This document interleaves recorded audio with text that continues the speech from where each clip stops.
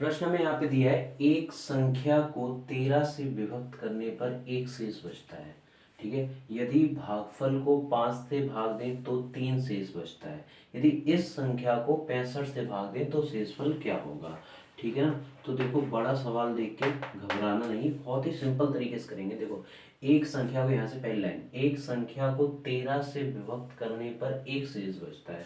कोई संख्या थी, हमने मान लिया x संख्या थी, जिसमें हमने 13 से भाग दिया, तो जो हमारा शेष बचा वो कितना बचा है, यहाँ पे एक बचा है, यही तो आता है शेष। ठीक है ना। और जो हमारा भागफल है वो हमने मान लिया कितना मिला, हमें q मिला। ठीक है, अब x को निकालने के लिए हम क्या करेंगे, 13 का q में गुणा और एक जोड़ देते हैं। ठीक है ना, यही तो भाग का नियम होता है। तो यहाँ कितना प्राप्त हो जाएगा, 13q प्लस के 1। ठीक है ना, हमें ये मिल गया, क्या मिला, x बराबर। ठीक है ना। आप क्या बोल रहे हैं, यदि भागफल को, अब भागफल कितना है हमारे पास, q।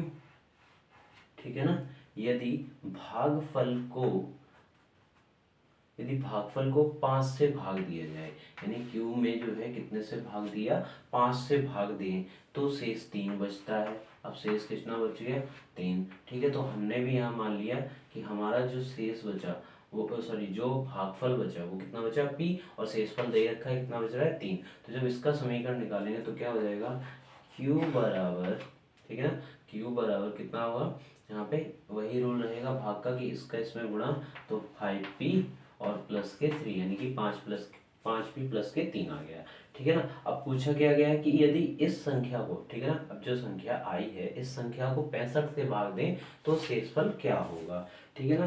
तो अब देखो q बराबर कितना है, 5p प्लस के 3, ये हमारा q निकल गया। तो ये q की जो वैल्यू है वो हम इसमें रख देंगे, जो हमारी संख्या है, क्योंकि इसी में भाग देना है। तो q बराबर 13, सॉरी x बराबर 13, q की वैल्यू कितनी है, 5p प्लस के 3, यानी कि 5p प्लस के 3। ठीक है ना, ये हमारी q की वैल्यू है जो हमने इसमें रख दी, और प्लस का कितना है, 1। ठीक है ना। अब हम सॉल्व करेंगे तो 13×5 65p और प्लस के 13×3 39 प्लस 1। ठीक है ना।